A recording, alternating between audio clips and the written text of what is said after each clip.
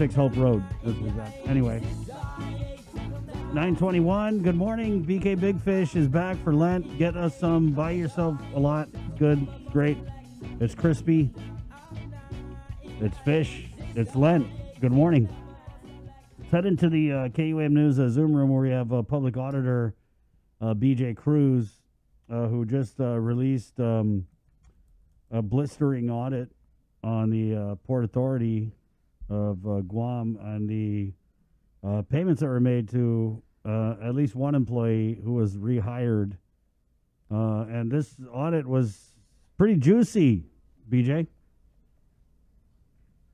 It really wasn't. I think if everybody just looks at even just the executive summary on about the fourth line, we write, while the port's legal remedies with employee Q were generally made in accordance with administrative and judicial review judgments and orders, we found instances of potential noncompliance with applicable laws and regulations, and we listed them.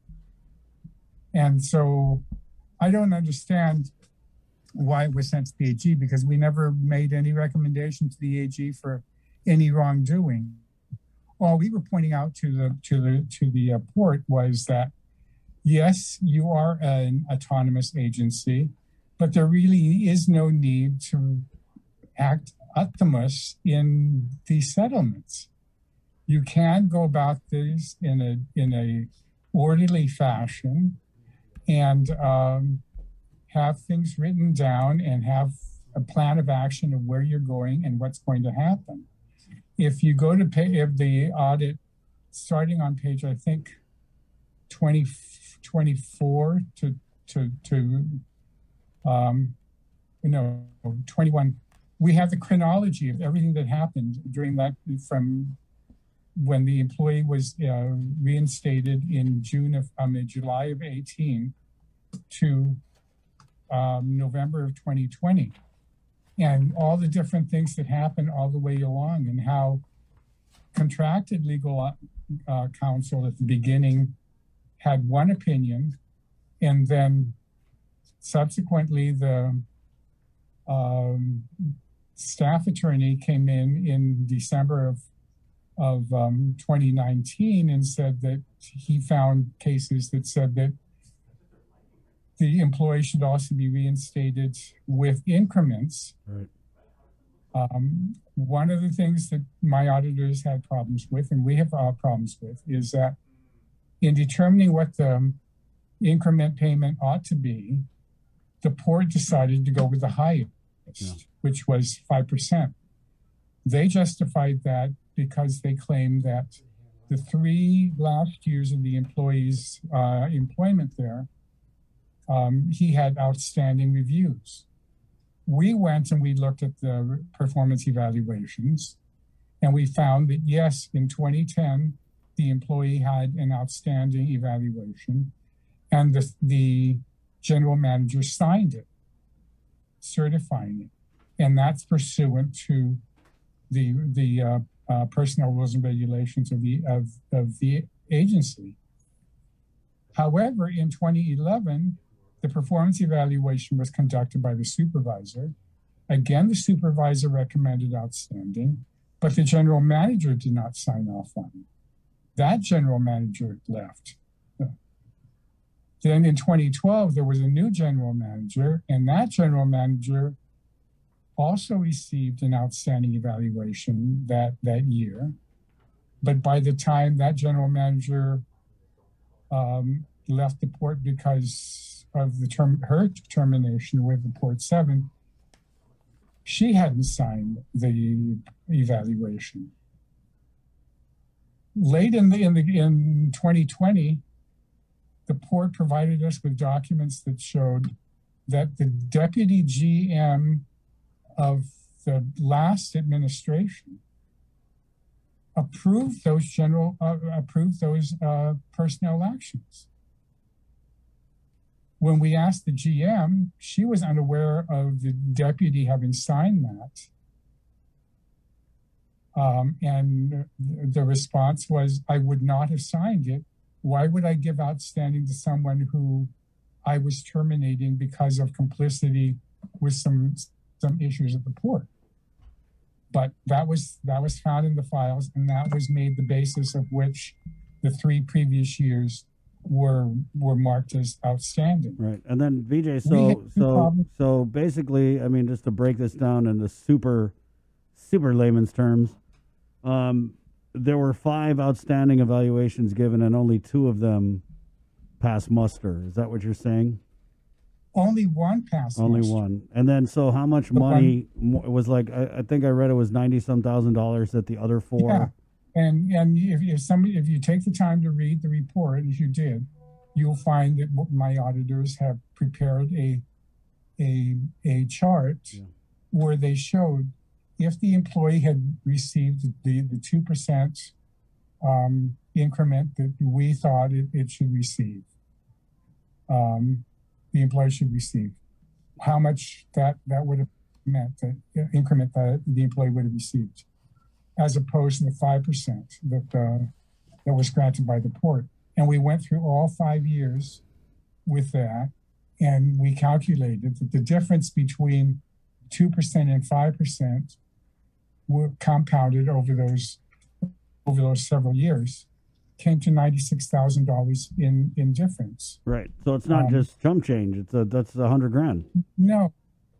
And what we yes, they could do the 5% if they wanted to, as they had justified it.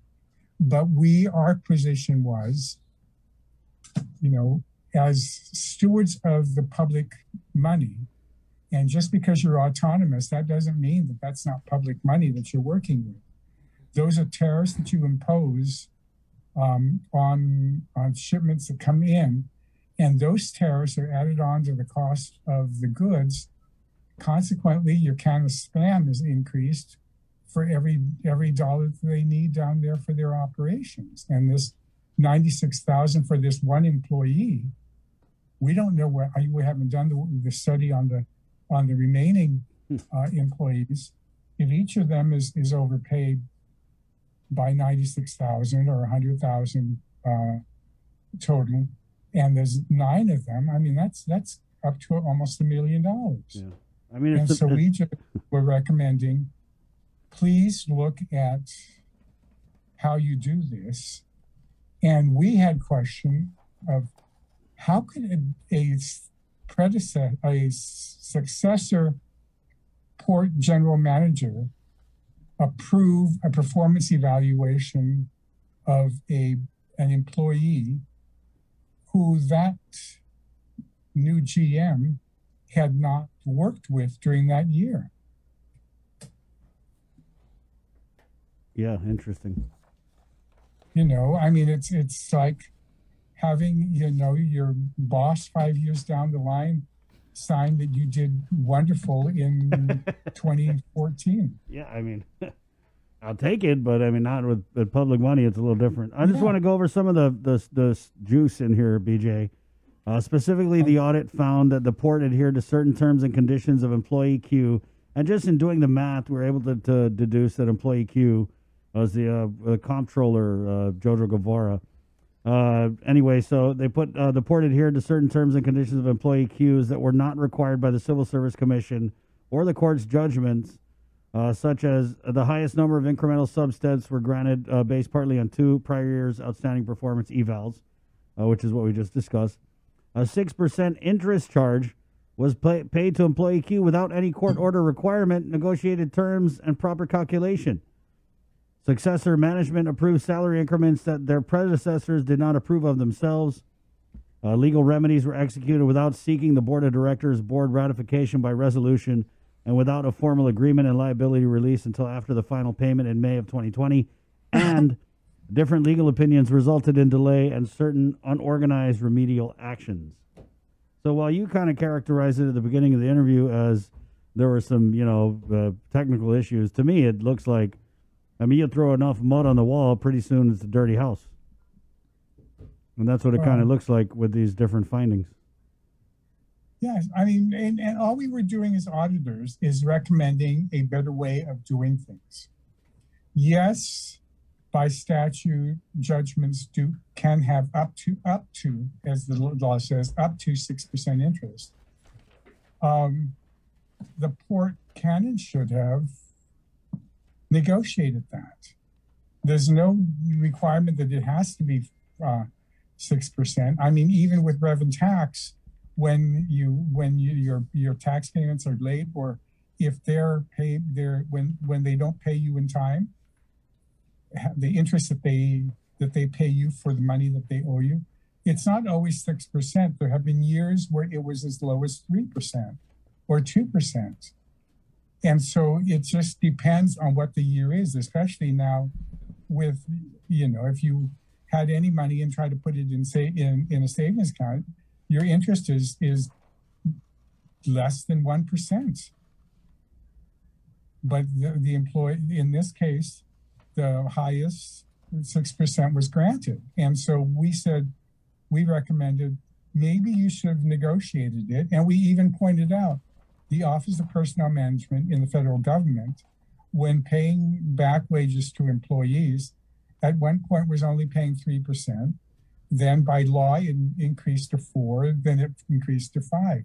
But there was a range, and we were just suggesting maybe you can and should have negotiated a different rate as opposed to the 6%, because that, in our calculation, was more, especially when you're doing the 6% on the back wages, including the additional $96,000. When you read through, though, these responses, the 37 pages, I just gotta ask, were you or any of the auditors a little bit offended? I mean, some of the responses, it is factually incorrect, misleading. Sounds like they're really butthurt about it, BJ. Yeah. Well, we respectfully disagree. Well, it goes on yeah, and you can. My auditors did chafe at that 37-page response, and so I allowed them in this audit to have. I think it starts on page 30 to 39, a back and forth where the assertion of the port was stated, and the response of the audit team was put in. So we addressed every assertion or allegation that of misdoing that they pointed out in their or asserted in their letter. Page 38. We evaluated port management's responses to our audit findings and find that the port management needs to carefully read and understand our findings, which we presumed was well understood based on our 2 virtual meetings with Port's GM. Port management repeatedly questioned our professional judgment as auditors and the integrity of our audit process. Wow.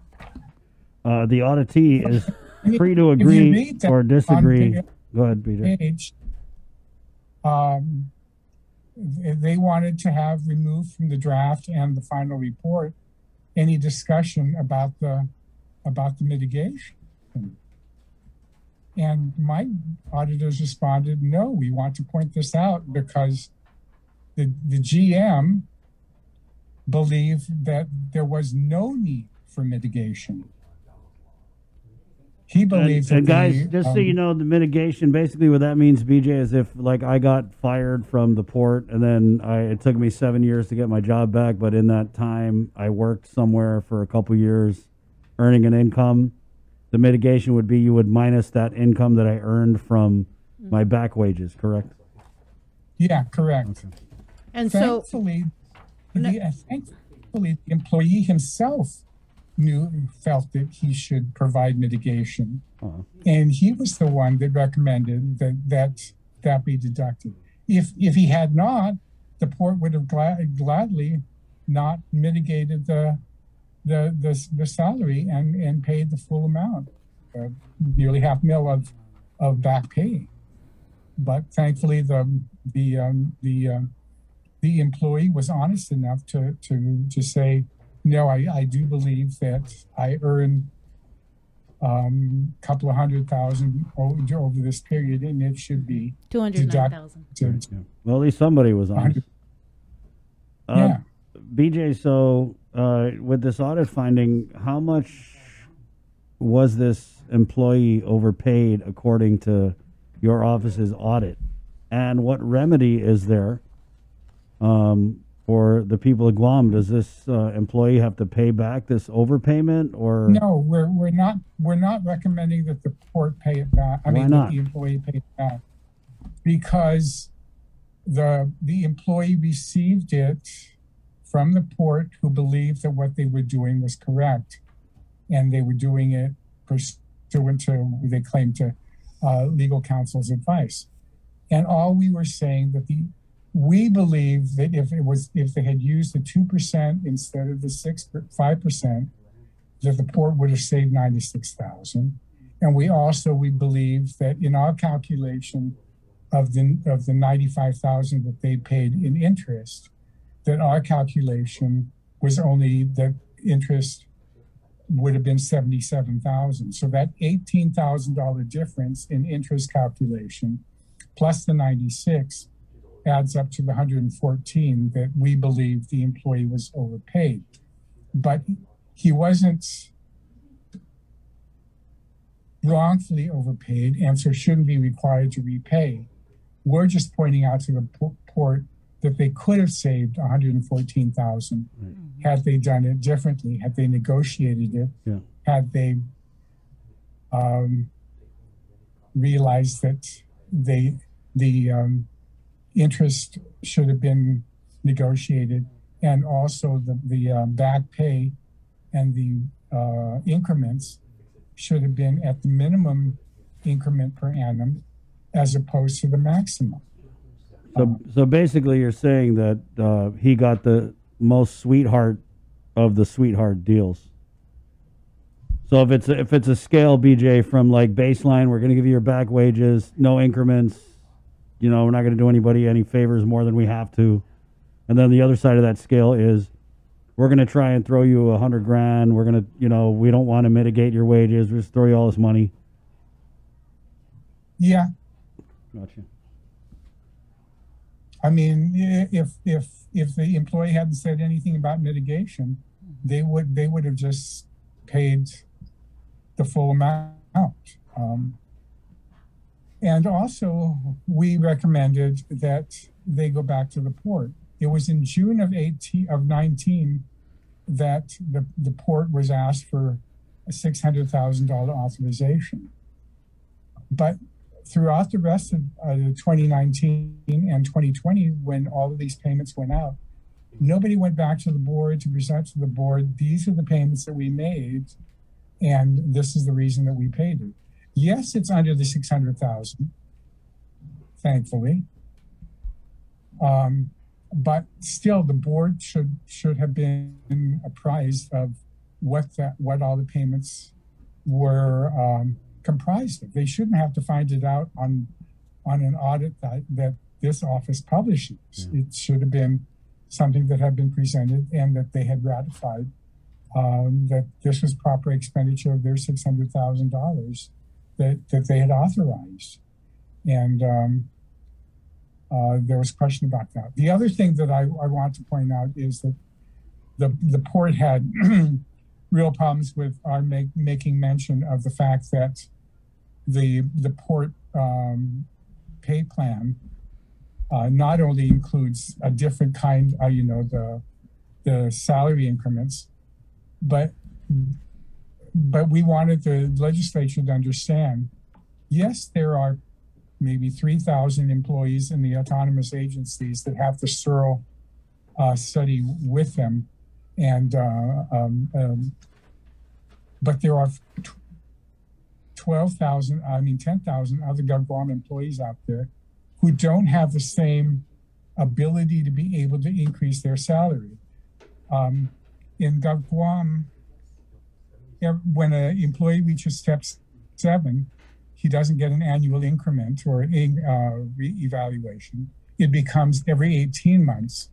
And once the employee reaches step 10, which is a much higher salary, at that step, the employee doesn't get reviewed and eligible for an increment except every 18 months.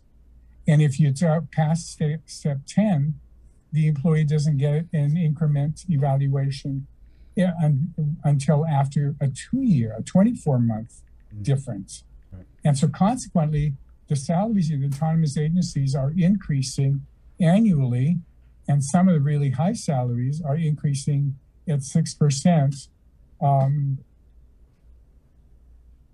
annually. When in Guam, the salaries have been stuck. The director of administration is making the same amount as he's made for the last 15 years, and doesn't get that office doesn't get an increment because it's at the legislature and it's a political appointee. But these political appointees that go to the autonomous agencies can get an increase annually, and that's why it wasn't, as you guys it wasn't so pointed out in the last audit that we did.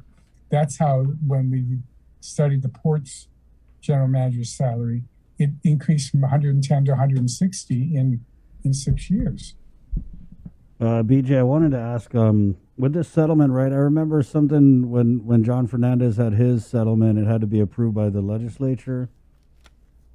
Is it because the port is an autonomous agency that we didn't see? Because I'm just trying to figure out who failed here. Why are we talking about this, a year after the fact? Who was supposed to have eyes on this type of thing? Who was supposed to look at it and say, "Oh no, you're overpaying the guy by $100,000"? Well, it really should have been within the port, and that's we're only saying that it's our judgment that the employee should have been paid at the 2% rather than the 5%. The port believes it's 5%, and that's what was paid. Okay, but the thing is that the board should have been apprised of what the decisions were going along, and so they know what was happening. But, we wouldn't have done this had it not been for some of you in talk radio that were wondering whether there was mitigation. I think you remember that that was a big issue just before the pandemic. Did the Port 7 mitigate their salaries? And that initially was the main reason that we were going into this. But when we went into it, we found other things that we felt that we had to point out.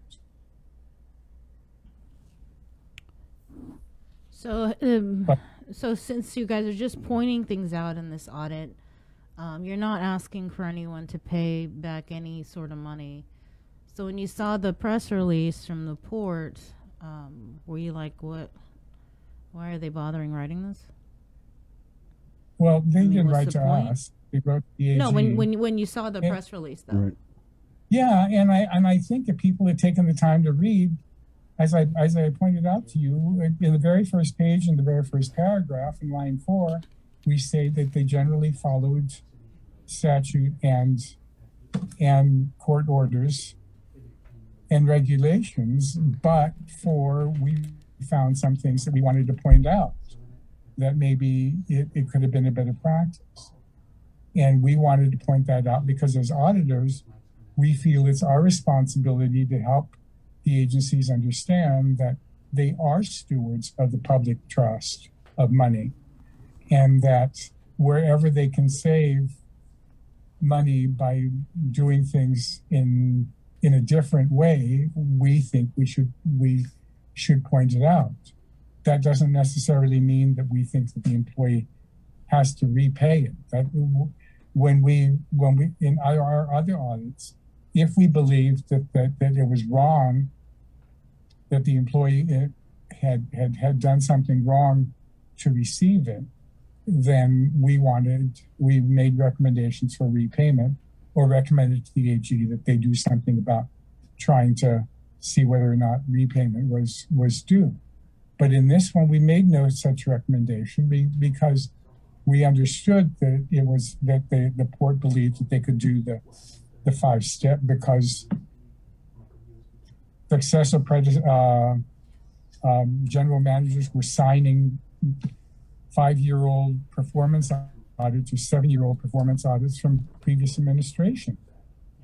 And we were like, how could that possibly be good practice? So this is just the first of what, 7 or 8 more audits that you guys are conducting. Should we expect more of the same? I don't know. I hope not. Yeah. I'm hoping that we can consolidate the remaining 7 or 8 into one. We just felt that we needed to separate Q from the rest because of all these other things that we were finding. One, that the port never had a settlement agreement with employee Q. Employee Q presented the port in June of 18 with a list of demands, but the port never negotiated it and said, yes, we'll pay this, and this is how much we'll pay. This is how much we'll pay for this, and this we'll pay this at this amount. It was just, oh, we'll pay this, and then we'll pay this, and oh yeah, I really commend to you reading the chronology starting on page 21. And you'll see why my poor auditors thought that this was just a mess. Unorganized, the audit called it. Yeah. Yeah. Unorganized. So BJ, it kind of seems like obviously we were fighting this whole Port 7 settlement all the way until Rory got in, and then just reading in between the lines of your audit, it kind of seems like it turned into the wild, wild west. Let's close this thing. Let's pay these people out. Let's overpay them. Let's not involve the board.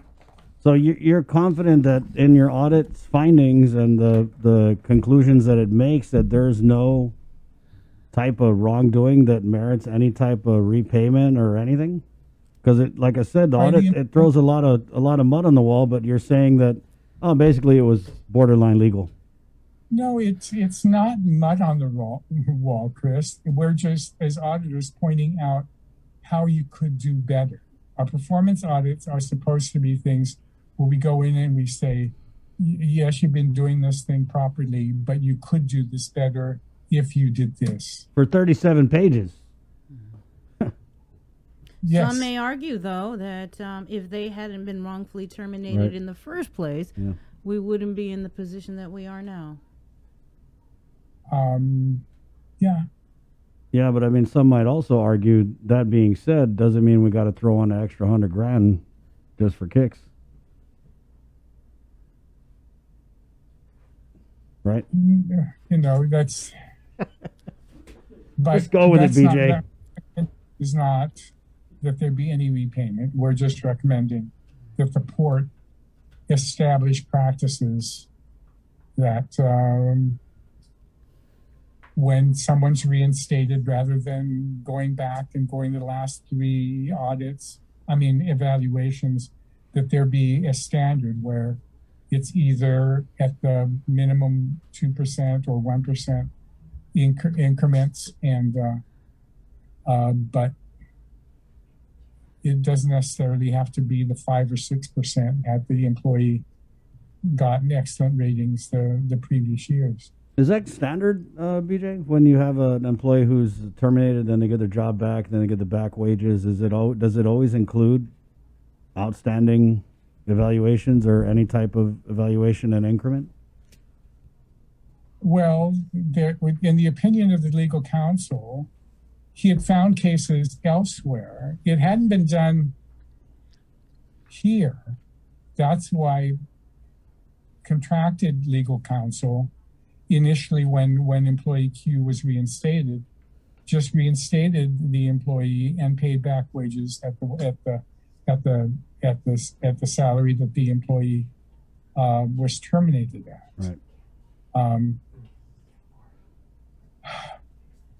I have to admit that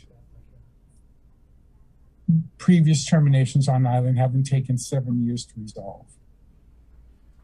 And so maybe something else had to be done.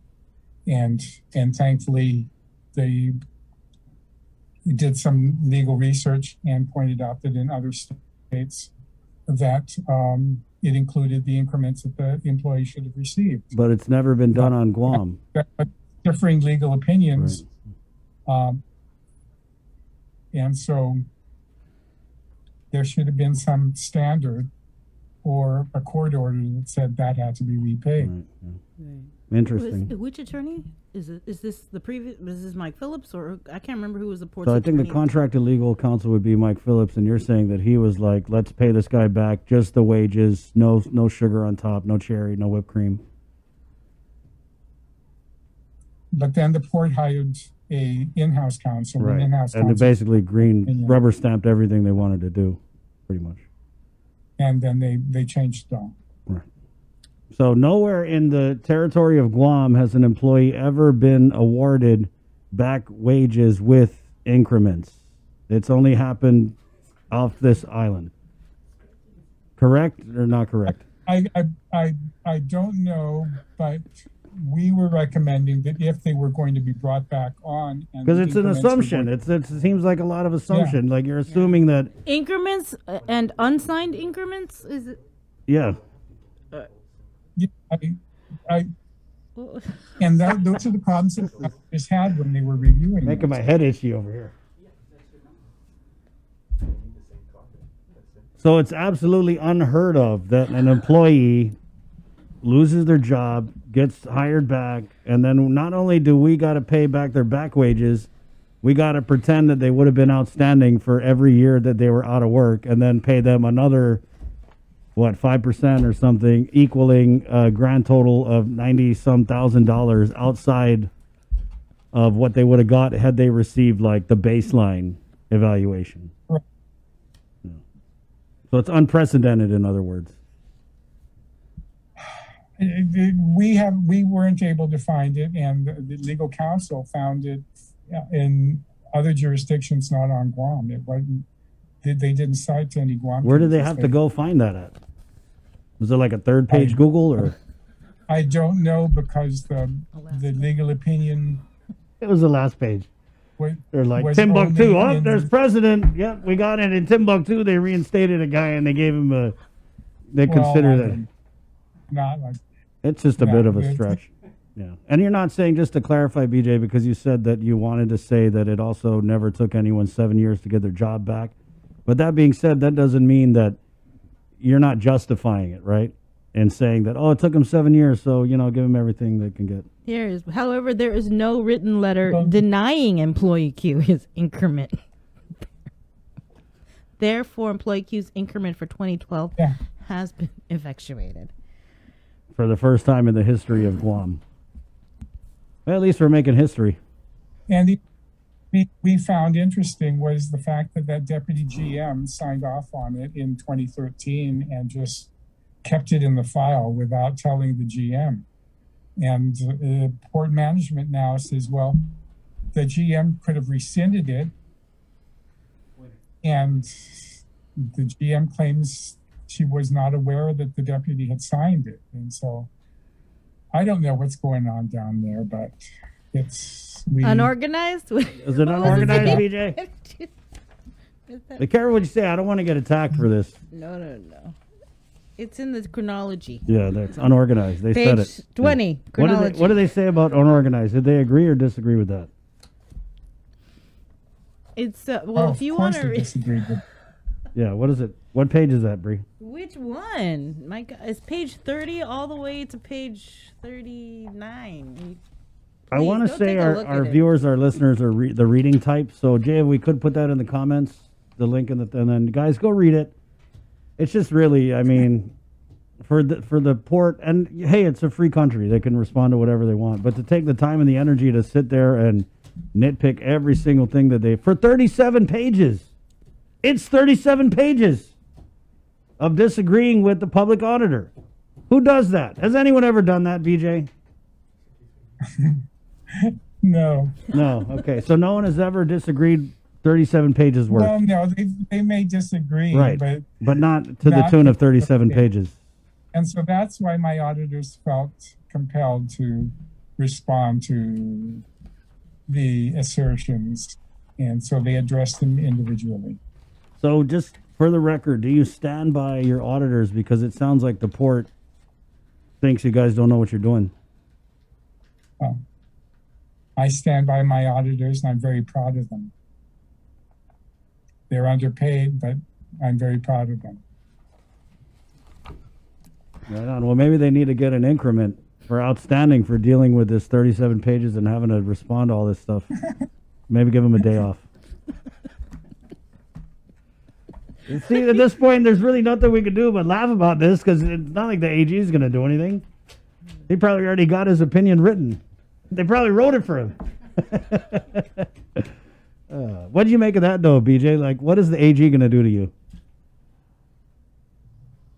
I don't know. I don't want to second guess. Is that like a anybody. normal channel when you have an issue with an audit? That I only do what I do. We do the audits, and that's it. Is that the remedy, though, when you get an audit that you don't like, that you go tattletale to the AG? Or is that like, I mean, just in the normal Well, I mean, the chain of command, if you will? There could have been a request for a legal opinion as to what step should have been used. Should have been the 5 or the 2. Or the none. Do we count unsigned performance audits? Performance evaluations. And our position is that a performance evaluation is it of no value if it doesn't have the GM signature. And it should have been signed by the GM that was the boss of the time during that year. Right. And if that GM didn't sign it, then the GM didn't sign it. So who signed it? Was Rory like, hey, give me that, I'll sign it? No, he didn't. Okay. Unfortunately, the deputy general manager in 2013. Who was that, man? BJ, I can't remember back to 2013. It was the deputy general manager of operations. Give me initials. No. Okay. So it was Deputy Port General Manager B. Yes. Okay. So anyway. Yeah. Thank you. Thank you. Tell the auditors we said hello. Hey, you know what? Give them a pat on the back. Tell them the people of Guam said thank you. That's the people's port down there. Lest we forget. Port strong. Thank you. Yeah, tell them that. Say Nino Chris said good job. Way to go. Keep it up. Give them a hard time. That's what you're there for. You're not there to kiss ass. You're there to give them a hard time. Whether or not they disagree with it. Point out better ways that you can do things. Amen. All right, BJ. Thanks, BJ. Thank you. Thank you. Okay. I'm telling you, it's the read of this new year. It's on the Mongmong Totu Mighty bestseller list. The new audit from the the public auditor on the Port Authority of Guam. I mean, guys, just this back and forth with the port disagreeing with everything. I mean, they've disagreed even with the font the audit was printed with. I mean, it's 37 pages. That's just a lot. That's a lot. Yeah, you could tell they were offended. They were so offended, bro. They don't take criticism too well down there at the port. I mean, so bad that if you ask them, hey, are you drug testing people? They turn it into, oh, everybody's on drugs at the port. They're saying you guys are on drugs. It's a little much, guys. Really, it's a little ridiculous. But one thing you can say in the black and white of it is that the public auditor. I just keep going back to that. It's funny. Read it. Come on. We evaluated port management's responses to our audit findings and find that port management needs to carefully read and understand our findings, which we presumed was well understood. based on 2 virtual meetings with Port's GM. Port management repeatedly questioned our professional judgment as auditors and the integrity of our audit process. We stand by our professional judgment, which under GAS includes GAGAS includes under the GAGA. Includes a questioning mind and critical assessment of evidence. As such, we offer our report readers appendices containing the documents to which Port management repeatedly interprets. While certain records provided by the Port are protected by our enabling legislation, the previously mentioned appendices are of documents already publicly posted by Port, CSC, or the courts. The auditee is free to agree or disagree with our audit findings and recommendations. We will not compromise our objectivity based on Port's current and prior management's view of employee Q. Under GAGAS, we adhere to the validity, reliability, relevance, and sufficiency of our audit evidence, which is comprised of the records presented to us by Port management, as well as the pertinent judgments and orders obtained on CSC and the Judiciary of Guam's websites. These records, judgments, and orders form the basis of our audit findings and conclusion. Now, I'm just going to break in here. Now, GAGAS stands for, it's an acronym. It stands for Generally Accepted Government Auditing Standards. So just baseline. Mm-hmm. They adhere to the baseline parameters of how you do an audit. The Port, they're not auditors. They're the Port. Mm-hmm. And so it was just funny because this whole last part, and I don't think BJ wrote this. I think it was the auditors, but I could just see BJ like wagging his finger like, we got standards over here, guys. We got standards. But I'm just going to say, of all the audits they ever done, no one has ever responded in this way, ever, in the history of audits conducted by the Office of the Public. I mean, this even includes Doris Flores Brooks. The audit she did, no one ever spewed off 37 pages. Vindictive much? So anyway, we tried to get Rory on. I really wanted him to come on. Because I wanted him to come on with BJ and have them go like, ta ta ta ta ta ta, and then, But it didn't, and it was just funny because Rory was like, he doesn't want to come on and make any comments because they forwarded it to the AG. And, like I told you guys earlier, I was like, dude, you did 37 pages worth of comments. What, you got nothing else to say? Give me another 10 pages. Come on, you're on a roll. Really, guys, if you think I'm going hard, just go read this report. It's freaking hilarious. And it's reality. That's what's more scary is this. This is the reality of what's going on at the Port, and what we're seeing now is there's not enough scrutiny down there. I mean, they had an oversight hearing with Senator Talina, and Rory was just so disattentive. He was like, oh, you want to know who's criminal? You tell me. No, you tell me. No, you give me some names. And they let that fly down there at the legislature. I don't get it, really. And so when you have this level of scrutiny with this audit that comes out, I think it's great. It's good for the people of Guam. We got to know what's going on. And you can always tell how true something is by how mad people get about it. Anyway, I'm kind of over. I'm doing my 37 pages right now. It's 10:05. We're KUAM-FM. I got Nick Guam. Bree? Yes. Good job. Good job. Takeaways this morning? Go read. Read yourself the audit. Hey, guys, read a book for Lent. Read an audit. Main takeaway, though, guys, chicken is meat. There you go.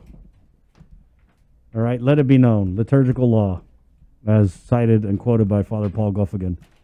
Guys, I'll see you at Ash Wednesday Mass. We put the schedule up in the comments. Wishing you and yours a very blessed and holy Lenten season on this February 17th. It's Wednesday. The show has been brought to you by Carrier, IT&E, and Calvo Enterprises. My name is Chris. I'm Sabrina. Hey, you know what? Laughter is the best medicine. It's right up there with penicillin. 10:05, your go-to jam is on the way right here on The Breeze. Thanks for jamming with us on the link. Gonna leave you with this one. Beg Magalahi Lazama. Hungan Magaya.